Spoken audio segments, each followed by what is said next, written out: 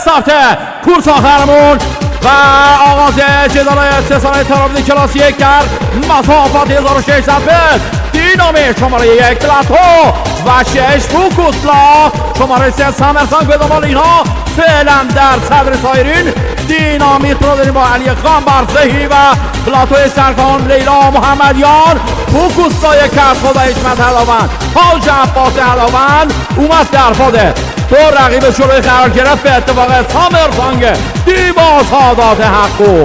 شماره 2 دینامیت متعلق به محمد یاسین هرکتا و شماره 1 پلاتوی سرکار خانم لیلا محمدیان آقای بیروان و یورش سامرسانگو کنارش هم فوکوسلا قرار گرفته. 5 هیتردان ماتون حالا میاد از سمت بیرونی تا فاصله رو کمتر بکنه. ادن لاین هم حرکت کرده این لحظه. در انتها شماره 9 فوکوسزر و 4 بنفیت رو مشاهده می‌فرمایید.